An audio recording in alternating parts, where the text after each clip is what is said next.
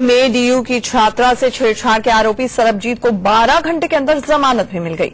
कल छात्रा की शिकायत पर पुलिस ने उसे गिरफ्तार किया था। छात्रा ने फेसबुक पर आरोपी की तस्वीर पोस्ट की थी।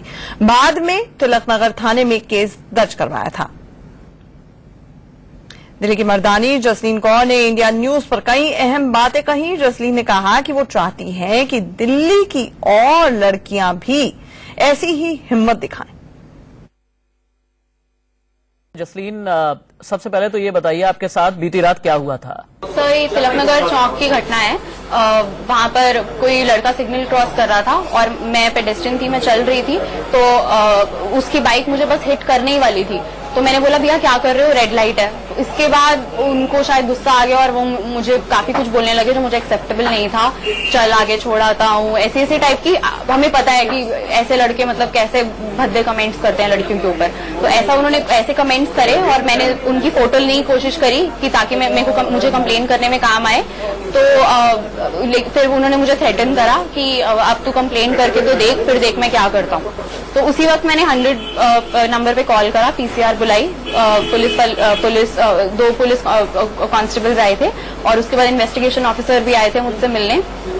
उन्होंने अश्योरेंस दी कि क्योंकि मैंने बाइक का नंबर उनको दे दिया था, उन्होंने अश्योरेंस दी कि हो जाएगा, इस लड़के को पकड़ लिया जाएगा। और उनका एड्रेस आई थिंक टैप हो गया है। मुझे आज सुबह एफआईआर की कॉपी भी मिल गई है और उनका एड्रेस टैप हो चुका है। आपको डर नहीं लगा जब बहस हो रही थी आपकी इस लड़के से?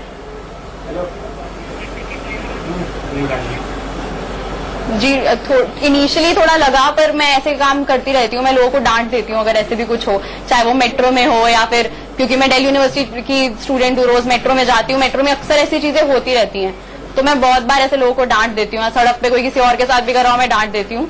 लेकिन एक जो मतलब कल मेरे में एक अलग हिम्मत आई कि मैं उसकी बाइक के सामने खड़ी हो गई और मैंने नंबर ले लिया उसकी बाइक का। और अभी तक पुलिस इन्वेस्टिगेशन में क्या हुआ है?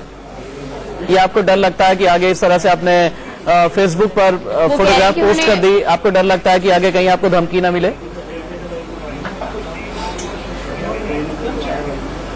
बिल्कुल, वो डर तो है ही।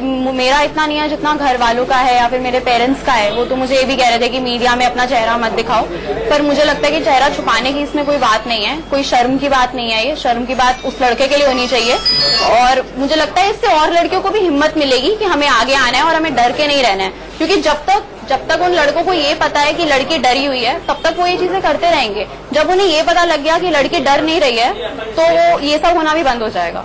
चूंकि फेसबुक पर आपने तस्वीर जब पोस्ट की है, उसके बाद आपके साथ के जो लोग हैं, आपके डीयू के जो साथ के लोग हैं, आपके जो बैचमेट्स हैं, आपके जो दोस्त हैं तमाम, वो किस तरह से ले रहे हैं इस पूरे केस को? काफी खुश हैं वो, लेकिन वो जो मेरे क्लोज फ्रेंड्स हैं वो थोड़े वरिड भी हैं। वो मुझे बोल रहे हैं कि अपना ध्यान रखियो और अब बाहर जाएगी तो पापा या मम्मी के साथ जाइयो। उस हिसाब से वो वरिड हैं, बट वो खुश हैं और उनको पता है कि वैसे मैं ऐसी ही हूँ। तो मुझे ऐसे सुबह से मैसेज आ रहे हैं कि बहुत अच्छा किया, तू ही कर सकती है, ऐसे इस तरह के मैसेज आ रहे हैं। अच्छा, और अभी तक दिल्ली में ऐसे कितने मनचलों को आप सबक सिखा चुकी हैं?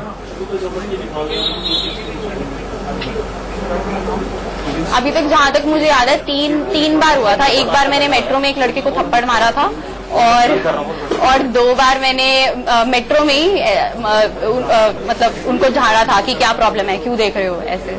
दिल्ली में इस तरह के मनचले घूम रहे हैं कि कभी भी अश्लील फप्ती कस देते हैं, कभी भी छेड़खानी कर देते हैं। तो जिस तरह से आपने सबक सिखाया, इन्हें सबक सिखाना बेहद जरूरी है। जसलीन, बहुत शुक्रिया आपका हमारे साथ रहने के लिए।